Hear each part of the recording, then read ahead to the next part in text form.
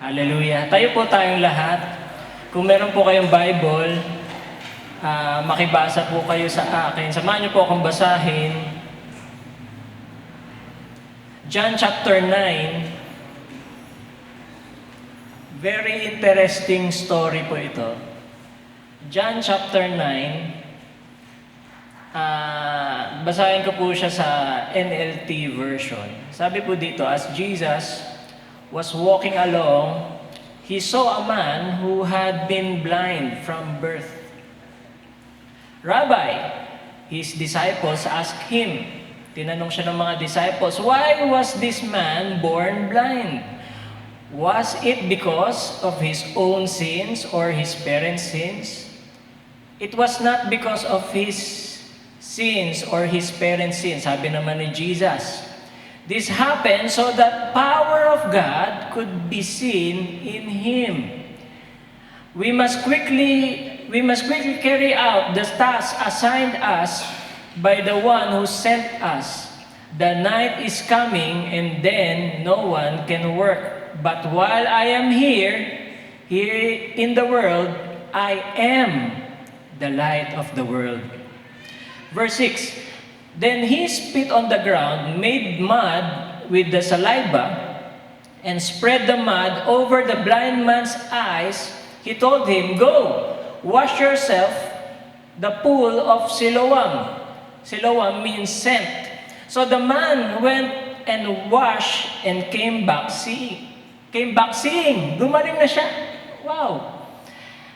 Verse 8, his neighbors and others knew him as a blind beggar, asked each other, isn't this the man who used to sit and beg? Some said he was, and others said, no, he just looks like him. But the beggar kept saying, yes, I am the same one. They asked, who healed you? Sino nagpagaling sa'yo? What happened? He told them, the man they called Jesus, and made mud and spread it over my eyes, and told me, go to the pool of Siloam and wash yourself. So I went and washed, and now I can see. Where is he now? They asked. I don't know, he replied. Then they took the man who had been blind to the Pharisee, because it was on the Sabbath day, that Jesus had made the mud and healed him. The Pharisee asked the man all about it. So he told them, he put the mud, inulit niya na naman yung kwento niya, okay? Yung putik, nilagay sa mata ko, at tapos, naghugas ako, at tapos gumaling ako. Paulit-ulit yung kwento niya So, this man, Jesus, is not from, sabi naman ng mga Pharisee, this man, Jesus, is not from God, for he is working on the Sabbath. But how could an ordinary sinner do such miraculous signs? Sabi naman ng iba. So there was a deep division of opinion among them. Then the Pharisees again questioned the man who had been blind and demanded, what's your opinion about this man who healed you? The man replied, I think he must be a prophet. The Jewish leaders still refused to believe the man had been blind and could now see. So they called his parents para makasigurado, talaga bang bulag ito nung pinanganak? No. So they asked him, tinawag niya yung mga parents, sabi niya, we know this is your son, and that he was born blind, but we don't know how he can see or who healed him. So, anong sagot ng mga magulang? Verse 22, his parents said this, sabi doon, he is old enough to speak for himself. Malaki na siya. Kaya na niya ipagtanggol yung sarili niya.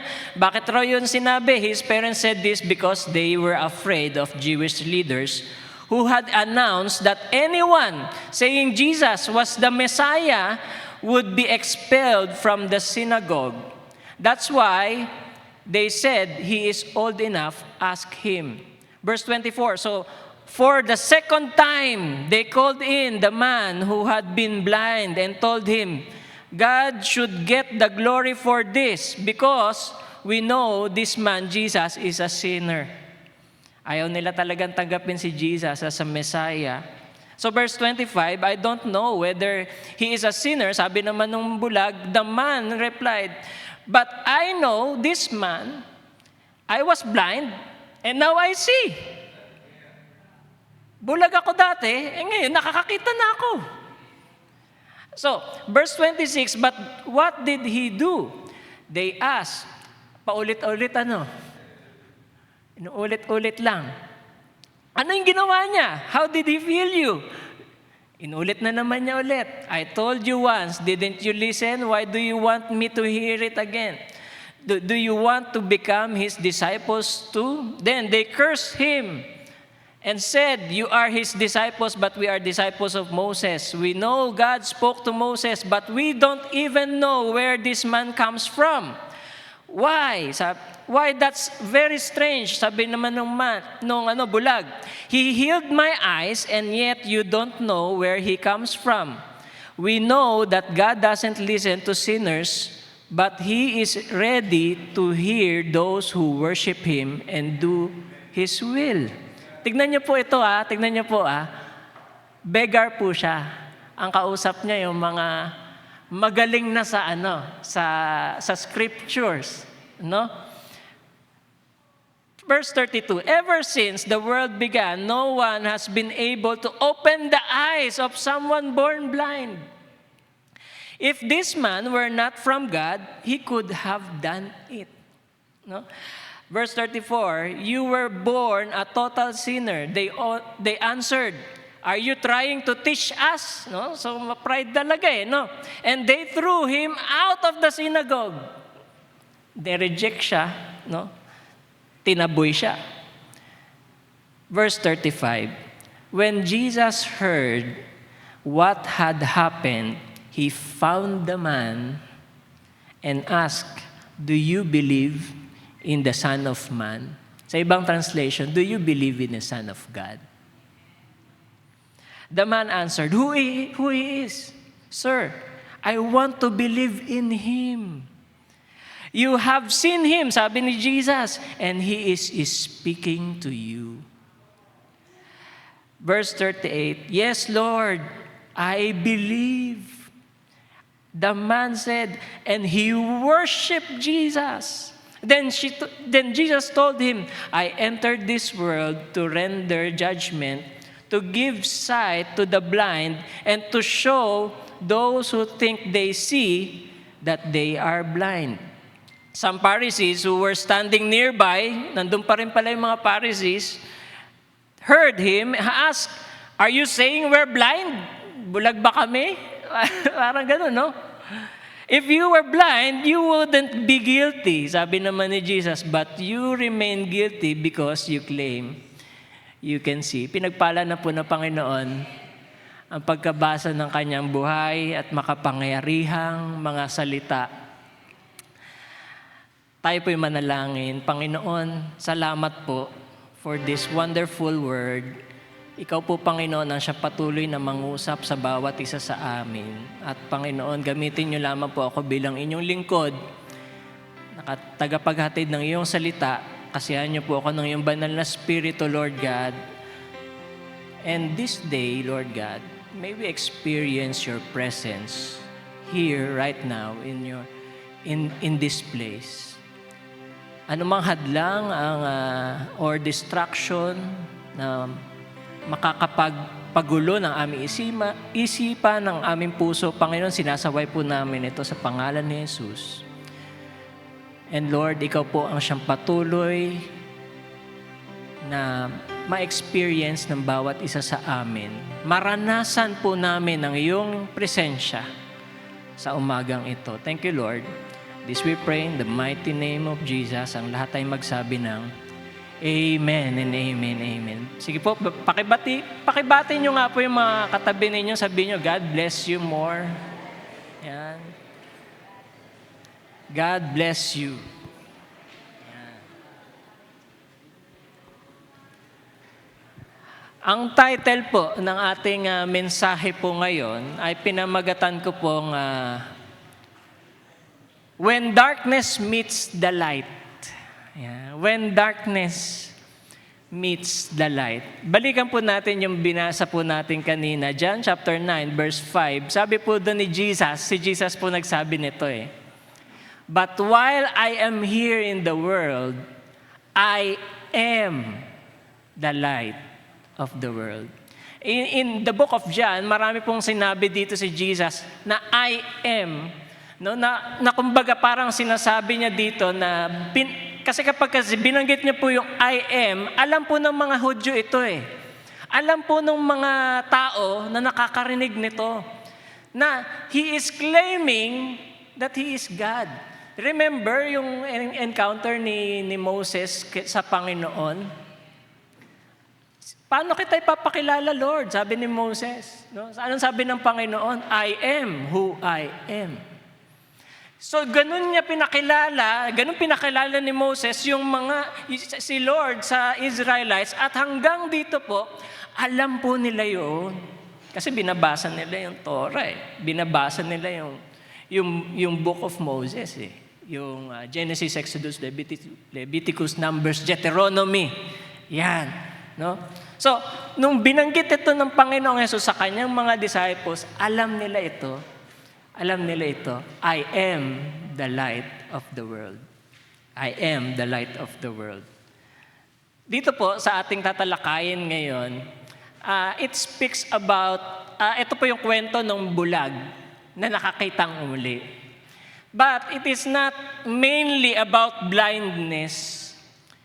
It is about the light and darkness. Yan po yung pag-uusapan po natin ngayon. Dito po yung bulag nakakita, but the Pharisees, tignan niyo po, no? Yung mga Pariseyo na may alam sa scriptures, no? They are spiritually blind. Nakita niyo yung contrast?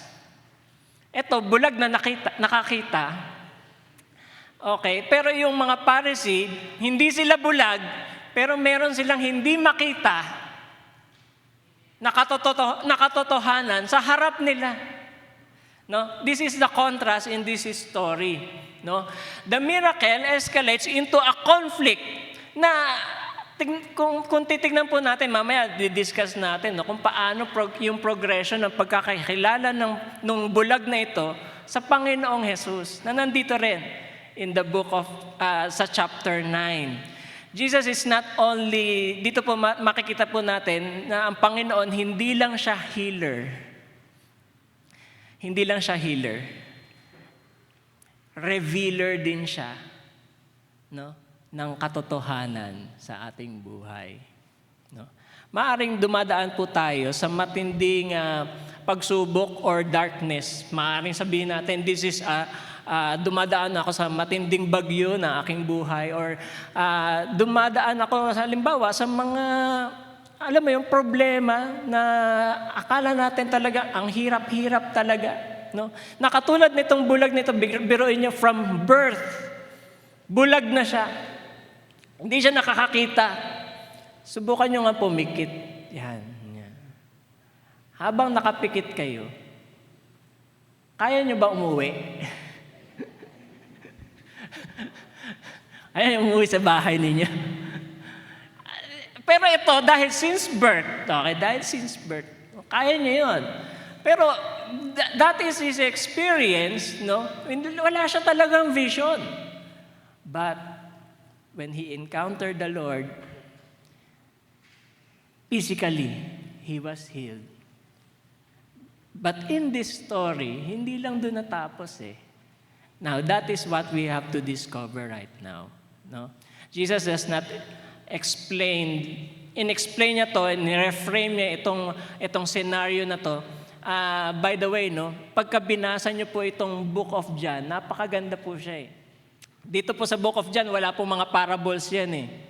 Meron po dyan mga miracles ni Jesus or sabi sa ibang translation, signs na kumbaga parang sinasabi na ni John na para bang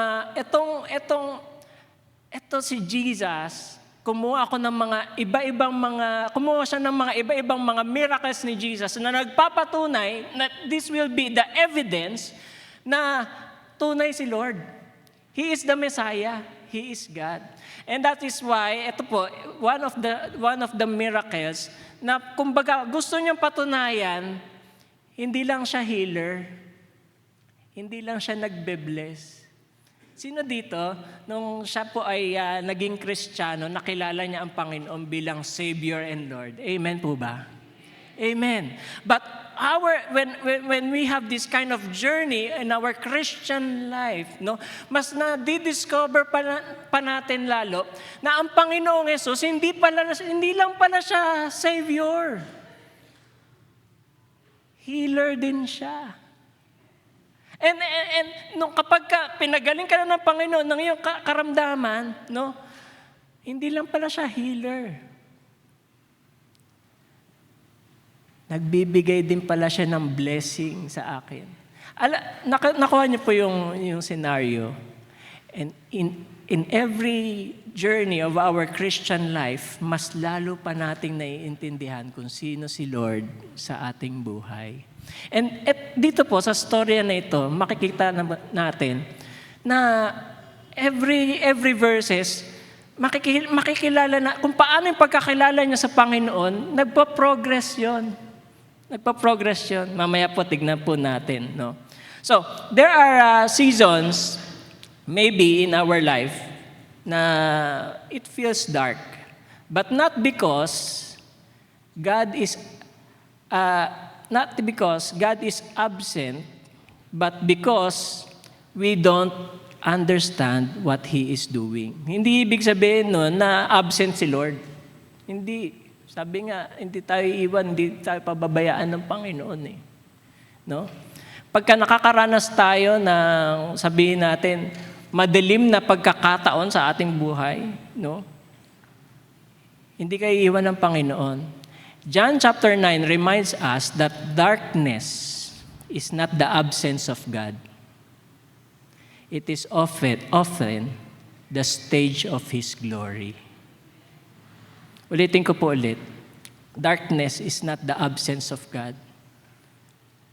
It is often the stage for His glory. Tingnan niyo po yung binanggit po dito ng Panginoong Hesus. Kasi may mga discussion yung mga disciples, 'di ba? Sabi nung disciples, ito bang bulag na ito? Sino ba ang nagkasala dito? Tingnan niyo ha. Was it because of his sins or his parents' sins? No? Ganun kaagad yung tanong nila eh.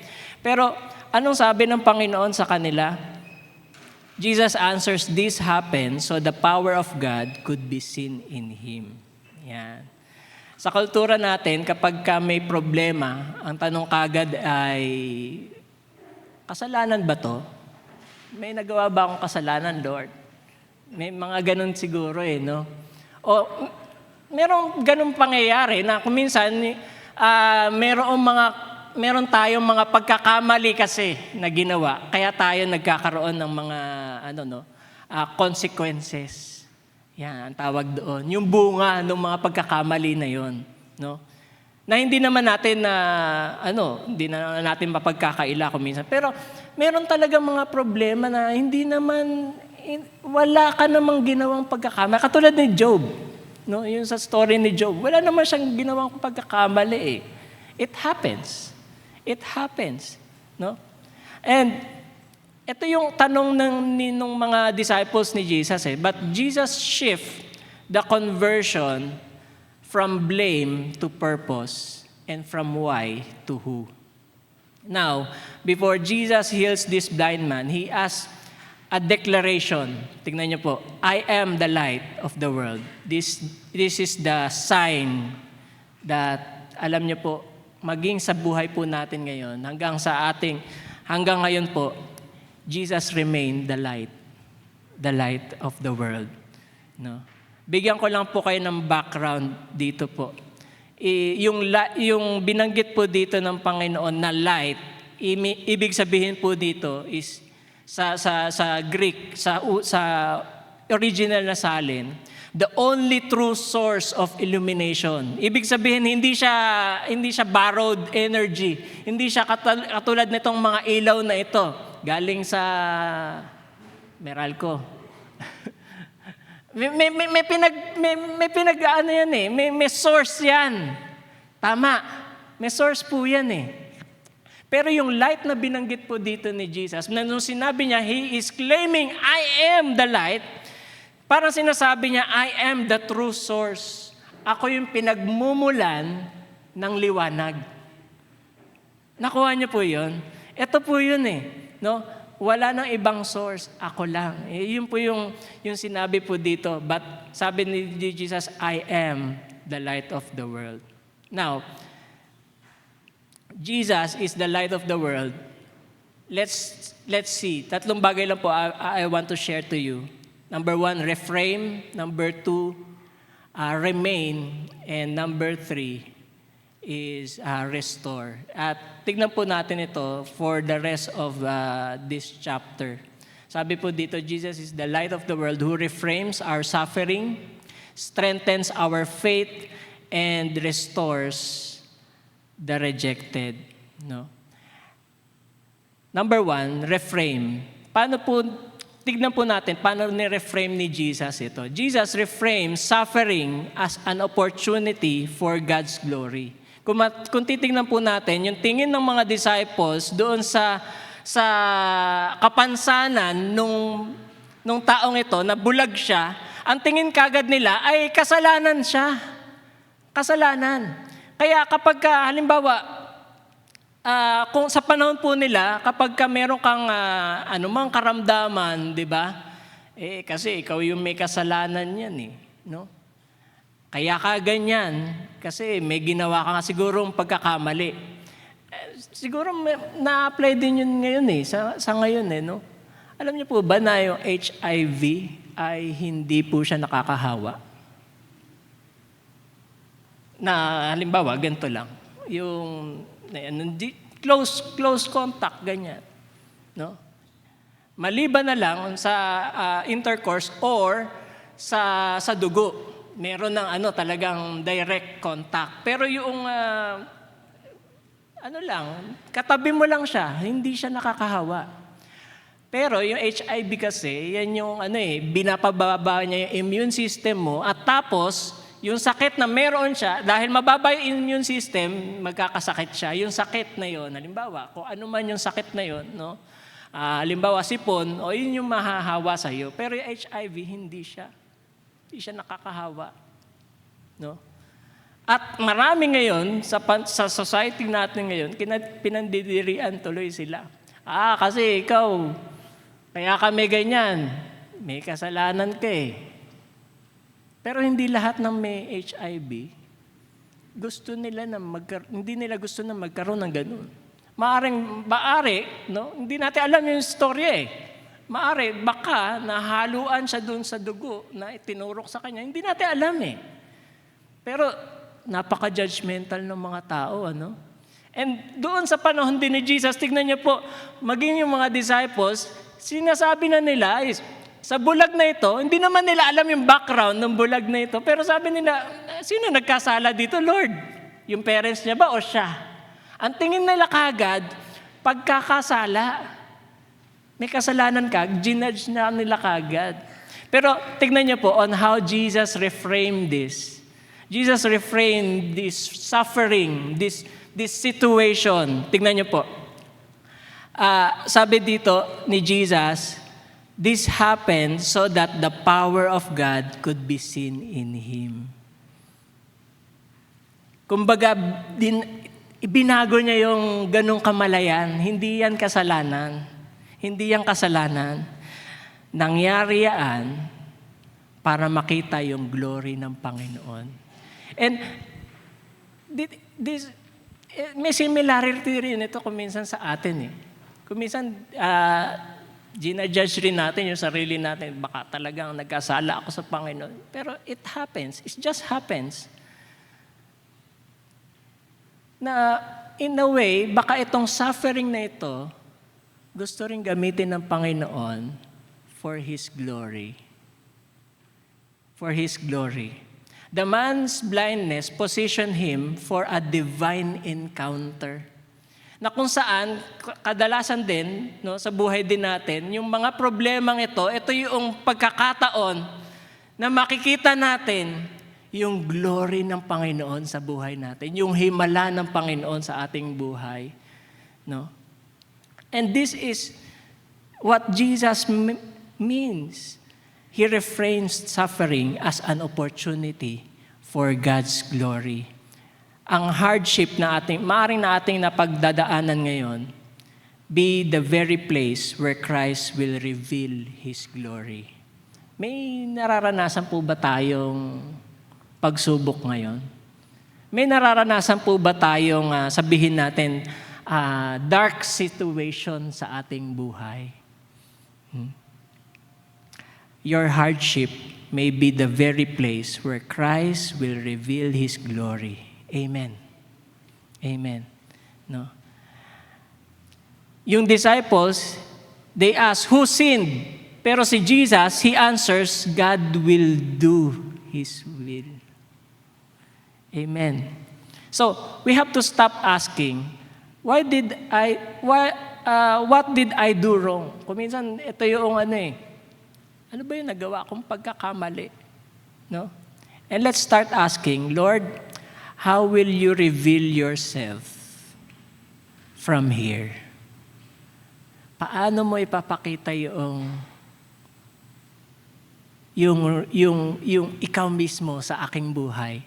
Kasi all this time, all this story about Jesus, para bang kapag kasama niya yung mga disciples niya, it is a teaching moment for them Na kung saan makikita natin na ang Panginoong Jesus na tinuturoan niya ang mga disciples niya na lahat ng mga senses nila gumagana. That's why, nung nakita ng Panginoon itong bulag na ito, hindi lang niya ito pinansin. Sabi kasi doon sa verse 1, napansin niya Napansin niya may bulag. At ganoon din yung mga disciples, napansin nila. Pero, hindi lang niya pinansin itong bulag na ito, kumilos siya with compassion. Kumilos siya ng compassion. With compassion. Ganun po si Jesus Alam niya po, alam po ng Panginoon yung pinagdaraanan po natin ngayon. Ano man po yun. Maaring in your health, in your finances, in your work, in your relationship, ano man po yung ating mga pinagdaraanan ngayon, alam po ito ng Panginoon. At hindi niya ito isinasantabi. Mahalaga ka sa Panginoon. That's why, itong bulag na ito, he encounters Jesus in this story. Mapapansin din po natin dito, faith grows when we trust God, even without full answers. Tignan niyo po, kung kayo yung bulag, may nakapansin sa inyo, tapos ito, may mga lumalakad, bigla na lang may dumamping putik okay, sa iyong mga mata. Kasi walang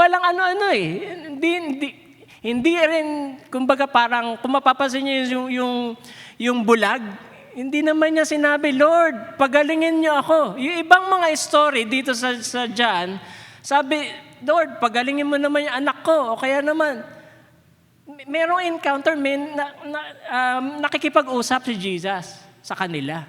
Pero dito, hindi naman hiniling ng bulag na pagalingin siya Napansin niyo po ba yun? May sinabi po ba? Wala Wala po sinabi dito na pagalingin ko siya. Pagalingin mo ako, Lord. Wala. Bigla na lang may dumating na putik. Okay. Tapos sinabi ni Jesus, maghugas ka doon. Ayun, naghugas naman siya. No? So, dito natin makikita kung paano kumilos ang Panginoon in some very extraordinary way. But it works. No? Ngayon naman, tingnan po natin, number 2, remain. What does this mean? Remain. Yung una po, reframe. Pangalawa po, remain. Ano po yung makikita po natin dito sa chapter po na ito? John chapter 9, verse 13 to 34. Ito po yung discussion na kung saan yung blind man, nakakita na siya eh. Wow, salamat sa Panginoon. It's time to celebrate. Bakit?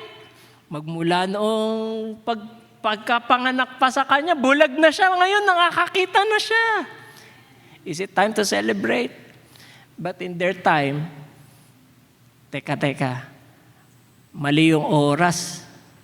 Sabat ngayon eh. Bakit ka pinagaling ni Jesus? Parang ganun eh. Nakita niyo po ba yung binasa natin doon? Na para bang, teka lang, huwag ka muna mag-celebrate. Mali eh. Mali yung pagkakapagaling sa'yo eh.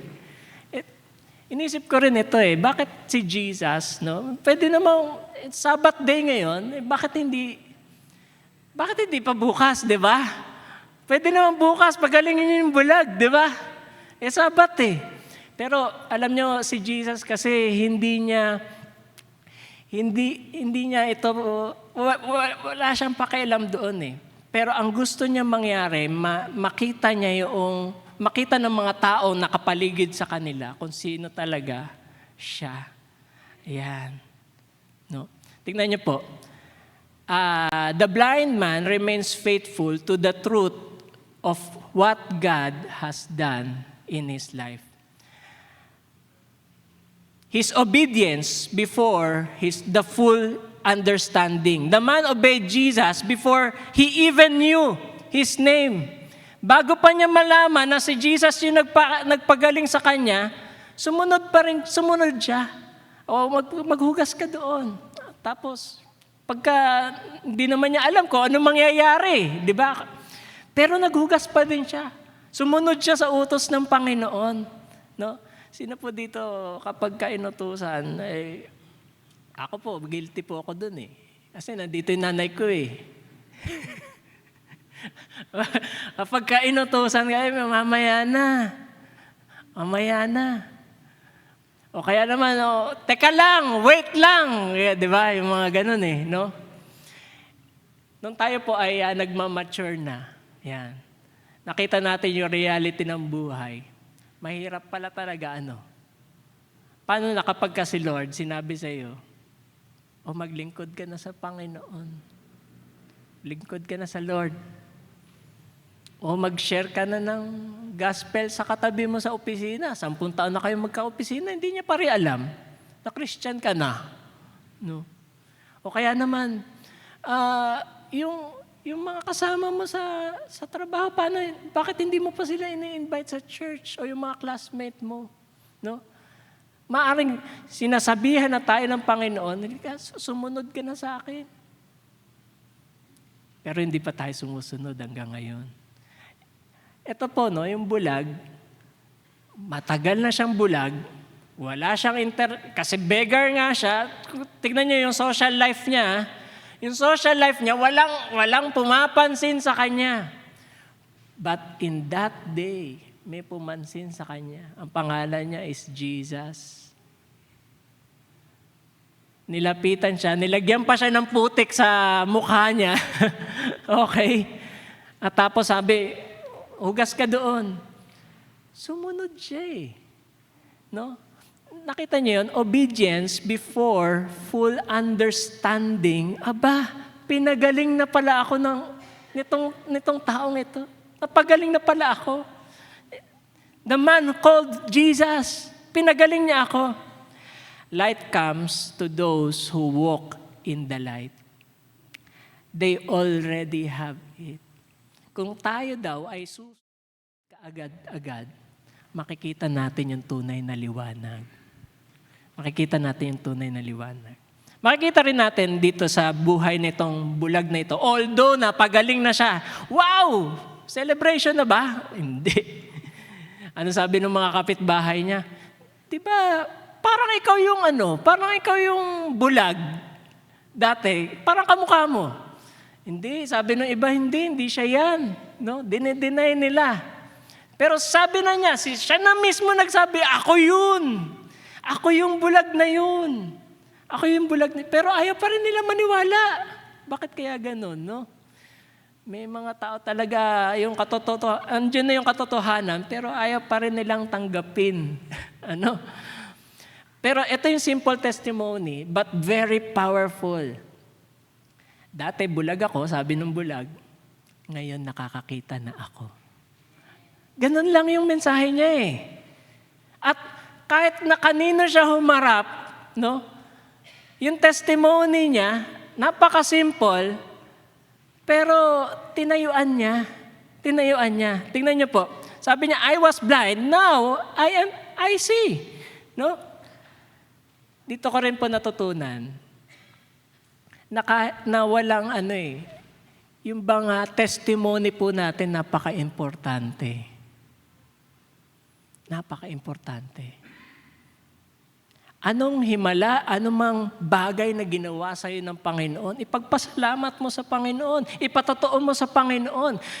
Maybe it is a simple testimony, but it is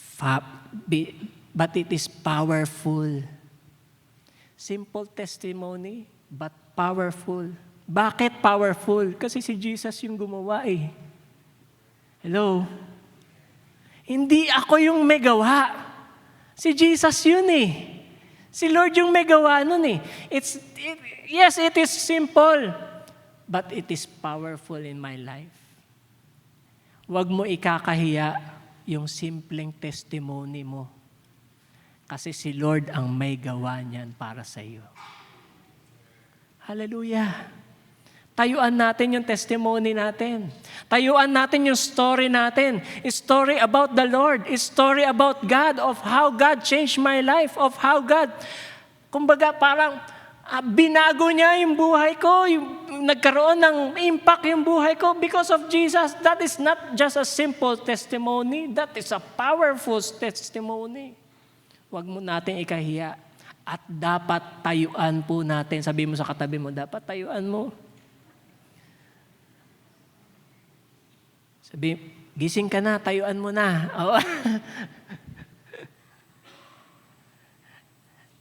Your story matters.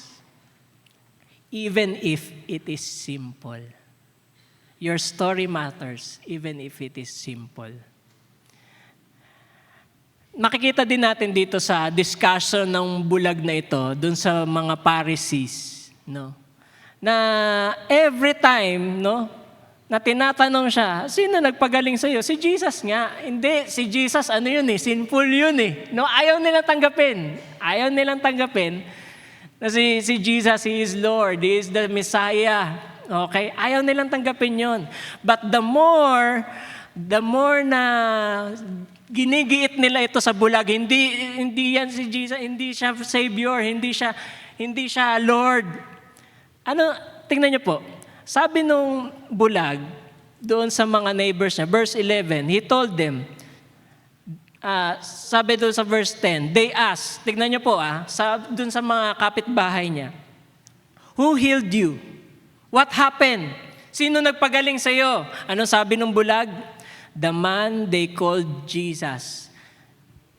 Iano niyo po, no? Sabi doon, the man who called Jesus. Dito, sinabi niya pala, hindi niya kasi kilala si Jesus eh.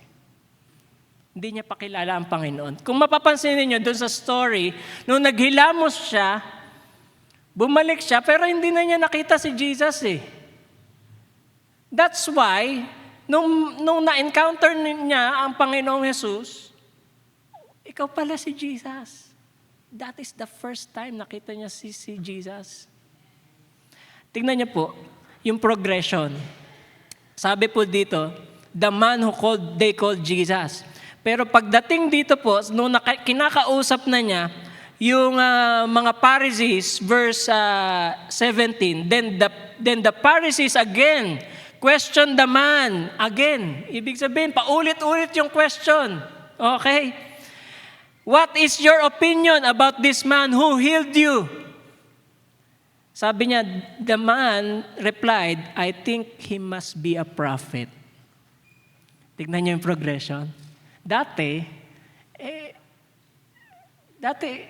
yung tinatawag nilang Jesus. Pero ngayon, the more na, kumbaga parang i-resist mo si Jesus. Parang ganun yung sinasabi sa kanya eh. No? Hindi si Jesus. Sinful yan eh. Hindi siya Messiah eh. Yun yung sabi ng Pharisees. The more na ginaganon nila yung bulag, mas lalo niya naiintindihan tuloy. Teka lang, nagle-level up yung pagkakilala niya kay Jesus. Bakit ganun na lang yung resistance nila kay Jesus? Siya nga yung nagpagaling sa akin eh. Siya yung nagpagaling sa akin eh. Nakita niyo po yung tinatayuan niya. Yung simple testimony niya. Maaring simple, but it matters. Because it is powerful. Si Jesus yung gumawa eh. Anong ginawa ng Panginoon sa buhay mo? Balikan niyo po yun. Tayuan po natin yun. Because it is a powerful testimony. Powerful testimony. No?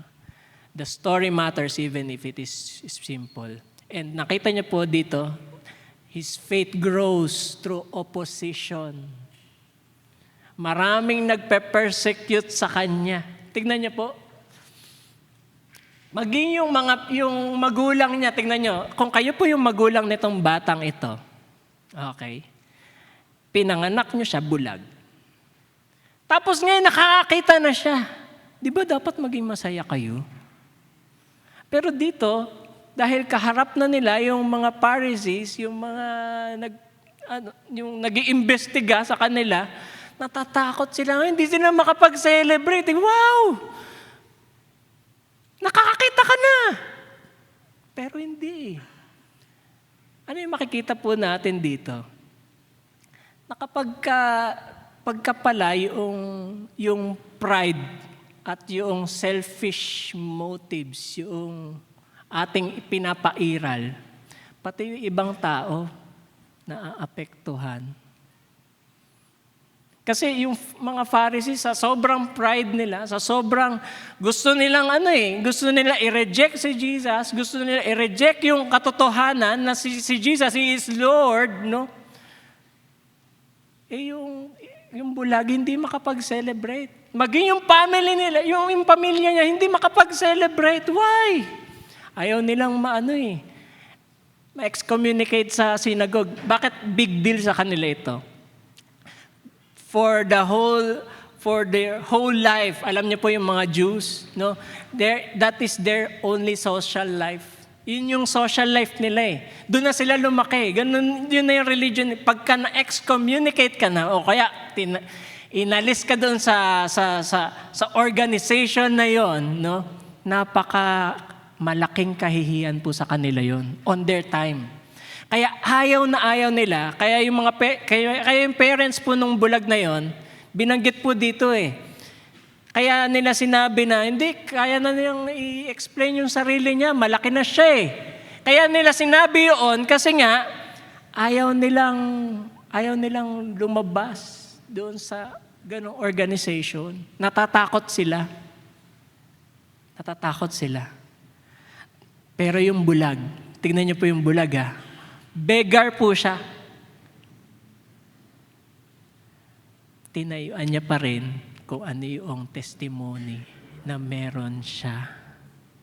His faith grows through opposition. No? The Pharisees interrogate, intimidate, and threaten yung bulag na ito. Pero he did not abandon the truth. He did not abandon the truth. Tayo po sa ating pagiging isang mananampalataya, gaano po natin tinatayuan yung ating testimony. Yung ating testimony. Don't abandon the truth that Jesus instilled in our hearts. Amen po ba? Pangatlo at panghuli, restore. Sabi po, Sabi po dito sa John chapter 9 verse 35, when Jesus heard what happened, kasi ayaw patinag ng bulag eh. Hindi. He is a prophet. Tingnan niyo po. Sabi dito, verse 35, when Jesus heard what happened, when all those people nireject siya, lahat ng mga yon, okay, pinersecute siya. Ano nangyari dito, verse 35? When Jesus heard what happened, He found the man. He found the man. Marami po sa panahon po natin ngayon, nakakaranas ng pag-iisa. Akala natin parang wala nang may concern sa akin. O kaya naman dahil sa maraming mga sitwasyon ng ating buhay, kuminsan talagang bigat tayo, na parang tayo lang yung nagdadala. Naranasan niyo na po ba yun? O nararanasan po natin ngayon? Kapatid, there is Jesus. Sabi po dito, when Jesus heard what happened, He found, pinuntahan niya. He reached out for that beggar. He reached out for that blind man. Kapatid, kung tayo man ay nakakaranas ng anumang rejection, anumang pag-iisa, anumang dark situation, yes, alam ng Panginoon yon, pero hindi doon natatapos. God is continuing to reach you out. Kinakatagpo niya ang mga taong ito. Kapatid, nais kang katagpuin ng Panginoon. Hindi nagkulang ang Panginoon. Sa lahat ng panahon, hindi kailanman nagkukulang ang Panginoon. God notices you. Yes, alam ng Panginoon yon. But here, His role of being the light, kumbaga parang sinasabi na Panginoon, I am the light. I can do those things for you. Hallelujah. Jesus find those, ito pong those people na nireject. And tignan niyo po, from physical sight to spiritual worship. Binanggit po dito, do you believe on the Son of Man? Do you believe on Son of Man? Binanggit din po dito, may note po dito eh. Some manuscript read the Son of God. Yung Son of Man is Son of God. Kasi pagka binanggit mo sa kanilang kultura, sa mga Hudyo, Son of Man, alam po nila yon, Son of God. Alam kasi nila na meron darating na Messiah. Okay, He is the Son of God. Kaya nung binanggit ng Panginoong Jesus sa bulag na ito, hindi pa nagpapakilala si Jesus, no? Sabi niya, do you believe in the Son of God? The man answered, who is He? Who is He? Sir, sabi niya, who is He, sir? I want to believe in Him. Sabi ni Jesus, you have seen Him. Wow. Kung kayo po yun nandoon sa katayuan ng bulag, Lord, sino yun? I want to believe Him. You have seen Him. Nakita mo na siya. Ako ito. And He is speaking to you. Kaya pala, ganun na lang yung kagalakan nung beggar na ito, nitong bulag na ito. Dating bulag, ngayon, nakakakita na siya at hindi lang na-restore yung kanyang sight, pati yung kanyang kaluluwa, nakakita ng tunay na light. Hallelujah. Sabi nung lalaking ito, yes, Lord, I believe. The man said, he worshiped and he worshiped Jesus. He worshiped Jesus. From physical sight to spiritual worship. Spiritual worship. Hallelujah.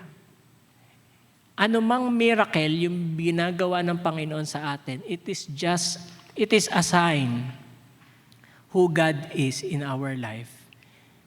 It is a sign, patungo. Ito yung kasi pagka sinabing sign, ito yung kumbaga parang direksyon. Tama? Kung makikita ninyo, dun sa mga road sign, ang tawag, di ba? Road sign. Ibig sabihin, may direksyon na tinuturo yan. Tama po ba? Yung mga miracles, yung mga healing, it is a sign na nagtuturo sa ultimate giver of the miracle at walang iba kundi ang ating Panginoon. Yes, pwede po tayo matuwa dahil nagkaroon ako ng kagalingan, nagkaroon ako ng miracle sa aking buhay, natupad, na-provide yung aking mga pangangailangan. Salamat sa Panginoon. Pero hindi doon natatapos, kapatid. Kailangan makita natin, saan ba nakaturo yun? Saan ba nakaturo itong miracle na yun? At yun, doon tayo pumunta. Doon tayo mag-worship. Doon tayo mag-celebrate. Nakita niyo po yung ginawa ng bulag. Nakita niya na eh. Nakakita na siya eh. At ito, nakuha niya pa yung sign na yon. Ang ganda ng ginawa niya. Anong ginawa niya? He worshiped God. Karapat dapat po bang purihin ng Panginoon? Karapat dapat po bang sambahin ng Panginoon? Karapat dapat po bang pasalamatan ang Panginoon? Salamat sa blessing. Salamat sa miracle. Salamat sa magandang ginagawa ng Panginoon sa buhay natin. Salamat po sa Panginoon. Pero wag nating kakalimutan. Let's go back to the Lord. Let's go give all the praises and glory and honor to Jesus. Ang lahat po ng ito, ang lahat na natatanggap nating miracle, maaaring matapos eh. Maaaring matapos yung blessing eh. Maaaring matapos yung biyaya, yung mga natatanggap nating material na bagay. Pwedeng maubos. Yung lakas nga natin, pwedeng maubos eh. Pero, wag nating kakalimutan, bumalik ulit sa Panginoon. Let's give back all the glory, all the honor, and praises to our God. Hallelujah. Amen. Tayo po tayong lahat.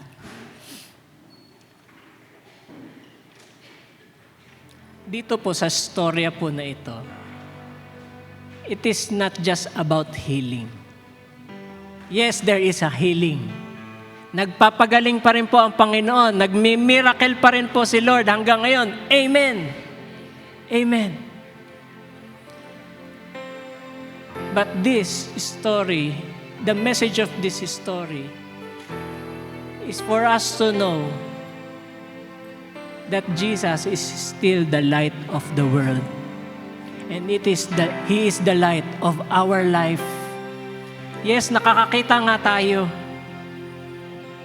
Pero wag po nating ma-miss na makita ang presensya ng Panginoon, yung glory ng Panginoon sa ating buhay. And I hope and I pray, i-reveal ng Panginoon din ito sa bawat isa sa atin. Kagaya ng pag-reveal ng Panginoon sa bulag na ito, yes, nakakita nga siya, pero mas magandang revelation yung nakita niya, yung glory ng Panginoon sa buhay niya. Kaya nag-worship siya. Hallelujah.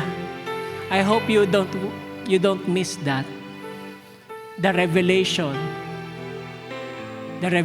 of God Himself in your life, in our life.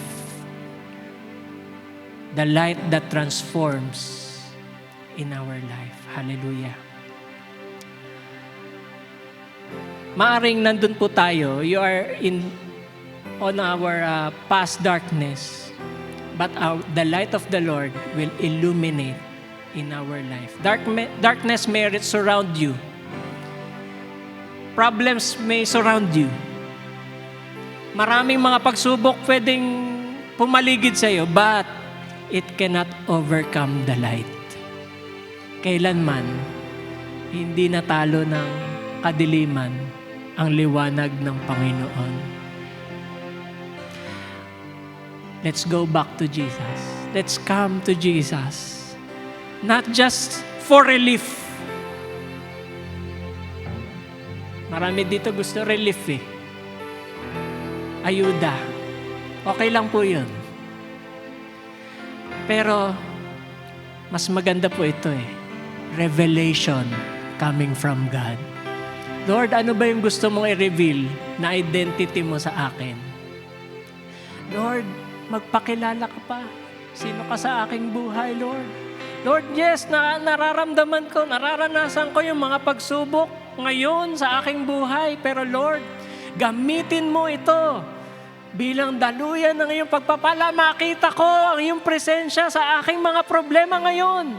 Makita ko, Panginoon, ang iyong liwanag sa kabila ng kadiliman na nararanasan ko ngayon. Let Him illuminate both your situation and on your soul. Hindi lang basta makita mo yung liwanag, kundi ma-experience mo kung sino ang Panginoon sa ating buhay. Gusto niyo po bang maranasan ng Panginoon ngayong umagang ito? Ngayong umagang ito. Katulad nitong bulag na ito, dati, nakakita na siya ulit. He believed. Alam niyo po yung salitang believe. On their time. Hindi lang siya, naniniwala ako, nananampalataya. Hindi yun eh. Pagka sinabi niyang believe, I believe. I want to commit. I want to surrender my life to you. Yun po yung ibig sabihin po nun. Sa English po kasi believe lang eh. Mababaw lang siya. Pero on their language, pagka sinabing ito, no? Lord, I want to commit. I want to surrender. I want to go back to you, Lord. Yun rin po ba yung prayer po natin ngayon? Lord, I want to surrender. Lord, I want to commit to you. Lord, gusto ko isuko. Ano man yung meron ako, Lord God. I want to go back to you, Lord. I want to give all the praises and the honor to you and to you alone. Gusto niyo po bang mangyari yun? Yan. Pakitaas niyo nga po yung kamay. Sino po dito? Hallelujah. Hallelujah. Hallelujah. And I want to invite you dito po. Lapit po tayo dito sa altar ng Panginoon. Panginoon, gusto ko ma-experience yun. I want to experience you more in my life. Maybe I am in the darkness. Pero pinakita mo dito sa message mo ngayon, you are the light. You are the light of the world. Lord, nagbibigay ka ng liwanag sa aking buhay. Karapat-dapat lang na papurihan ka, pasalamatan ka. Worship. Sambahin ang Panginoon. Hallelujah. Hallelujah. Amen. Can we worship the Lord right now? Can we worship the Lord right now? Hallelujah. Kailanman ang Panginoon po, hindi po nagkulang sa bawat isa sa atin. Pinapakita niya po sa bawat isa sa atin na siya ang Diyos. Magpakailan pa man. He is the light of the world. Hallelujah. Let's worship the Lord. Hallelujah. Amen. Hallelujah, Jesus. Panatag na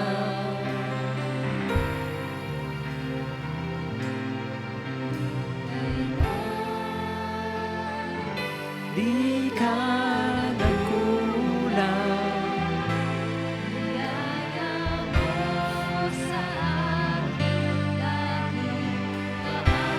Panginoon, maraming salamat po sa iyong presensya. Lord, katagpuin niyo po ang bawat isa sa amin.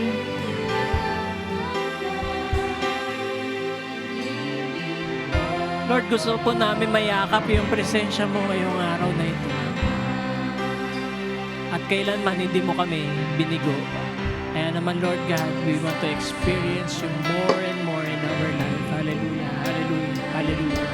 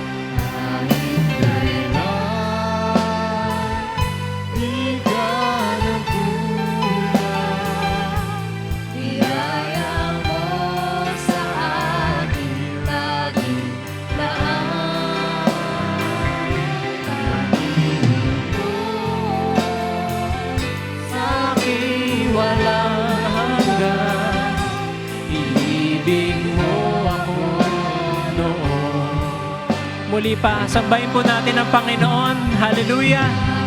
Hallelujah! Jesus! Amen. Sa bawat isa po na sa atin na naririto, katagpuin po natin ang Panginoon. Pasalamatan po natin ang Panginoon.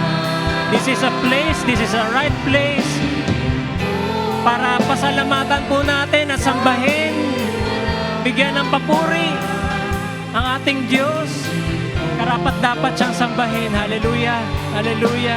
Let's worship the Lord. Hallelujah. Amen. Let's declare it in our lives. In our lives, in our personal life, in our family, in our workplace, saan man tayo magpunta. Panginoon, Lord, hindi ka nagkulang. Hindi mo kami iniwan. Salamat po, Panginoon. Salamat po, Lord. Thank you, Jesus.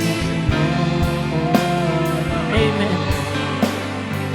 For the last time, hallelujah.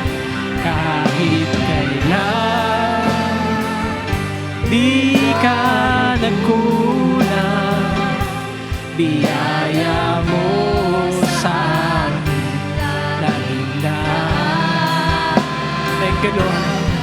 Pag-ibig mo sa'kin walang hanggan, inibig mo ako noon.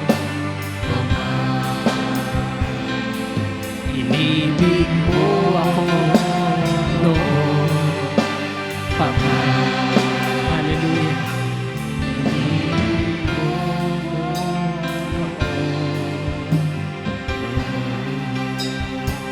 Panginoon, salamat po sa concern mo sa bawat isa sa amin. Walang naitatago sa iyo, Panginoon. Lahat ay alam mo. Walang bagay na sikreto sa iyo, Panginoon. Lahat alam mo, Panginoon. Maging yung mga kalungkutan namin, yung pag-iyak namin, Lord God, yung paghihirap namin, Lord God, nakikita mo ang lahat ng yan, Lord. Lahat ay hindi na itatago sa iyo. Wala kami maitatago sa iyo, Panginoon. Kaya naman, Panginoon, salamat po, Lord God, dahil concerned ka. You take care of us. You are our Lord who cares for us.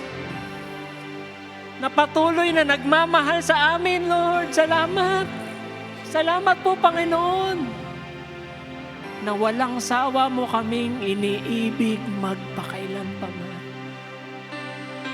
Salamat po, Lord God, for always reminding us of who you are to us. Salamat, nagliliwanag ka, Panginoon. Magliwanag kang patuloy, Lord God, sa madidilim na sandali na aming buhay, Panginoon. Makita po namin, this is an opportunity for your glory be revealed in my life, in my problems, in my situation.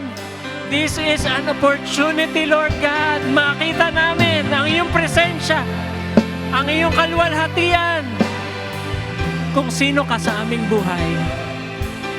Lord, I pray, huwag namin mamiss itong bagay na ito. Huwag namin mamiss ito, Lord God. Bagkos makita namin ito ng mukha. Hallelujah. Reveal these things to me, Lord God. Reveal these things to us. Thank you, Jesus. Thank you, Lord. Salamat po, Lord God. Salamat po. Sige po, pasalamatan po natin ang Panginoon. Can we raise up our hands? Can we raise up our hands and speak thanksgiving, praise to our Lord? Hallelujah. Hallelujah. Hallelujah. Sige po, pasalamatan natin ang Panginoon. Pasalamatan natin ang Panginoon. Panginoon, salamat po. Salamat po. We raise up your hands to you because you deserve all the glory. You deserve all the praises, Lord. You deserve all of this, Lord God. Hallelujah. Hallelujah. Salamat po, Panginoon. Salamat po, Lord God. Salamat po, Lord. Salamat po, Lord God. May this remind us, Lord God, hindi mo kami iiwan. Hindi mo kami pababayaan. You are our light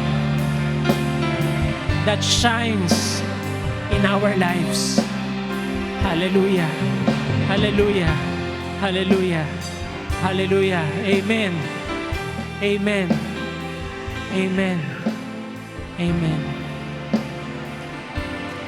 Lord, all these things we pray in the mighty name of Jesus. In the mighty name of Jesus, ang lahat po ay magsabi ng Amen, Amen, Amen. Hallelujah. Hallelujah, Lord. Ikaw po ay tunay na mabuti, O Diyos. You are good, Lord. Ikaw ay tunay, Panginoon, Diyos na buhay, Diyos na makapangyarihan, Panginoon. Salamat po, Lord God. Salamat po. Muli na paalalahanan kami, Panginoon, kung sino ka sa aming mga buhay, Panginoon. Kung sino, Panginoon, ang dapat naming sambahin na Diyos. Kung sino ang dapat naming kilalanin pa ng mabuti, Panginoon. Lord, na habang pinag-aaralan namin ang mga salita, O God, turuan mo kami, Panginoon. Ipakita mo sa amin kung sino ka pa, Panginoon.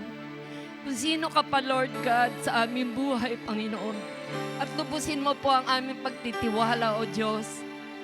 Lubusin mo ang aming pananampalataya, Panginoon. Dagdagan mo po ang aming mga pag-asa, Lord God.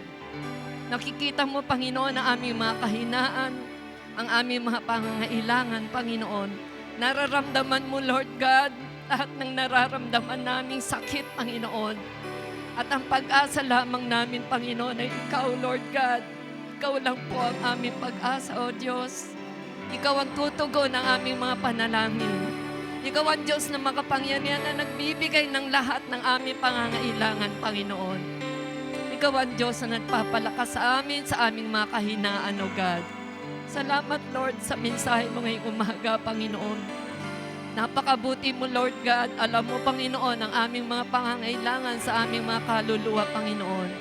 Alam mo, Lord God, ang aming inihiling na marinig at matutuhan, Panginoon. Salamat po, Diyos. Mabuti kang Diyos, Lord. Purihin ka, Panginoon. Salamat po sa mensahero na patuloy mong ginagamit, Lord. I-bless mo po si Pastor Franby, Panginoon. I-bless mo si Pastora Bam, Lord God. I-bless mo ang kanilang anak, Panginoon. Ipagkaloob mo po ang kanilang kahilingan, Panginoon. Tugunin mo po ang kanilang pangangailangan sa araw-araw, Lord. Tugunin mo ang kanilang panalangin, Panginoon. Bless mo, Panginoon, ang lahat ng mga nakinig, Lord, kaming mga anak mo, na patuloy, Panginoon, na sumamba ng sama-sama, Panginoon. Salamat, Lord God, sa mga nanguna sa umagang ito, Diyos. Naming kalimutan, Panginoon, huwag kami magsawa sa paglilingkod. Salamat po, Panginoon, sa iyong banal na Espiritu na siya rin nagbubukas ng aming puso, ng aming isip, Panginoon, upang matutuhan namin ang mga salita mo, Panginoon. Marami pong salamat, Lord, sa aming pagdiwaywalay. Pansamantala, Panginoon, samahan mo kami. Pangunahan mo kami sa aming paghayo, Panginoon. Pangunahan mo kami sa loob ng aming mga tahanan, Panginoon. Salamat po. Binabalik namin ang papurit, pasalamat sa pangalan ni Jesus. Amen.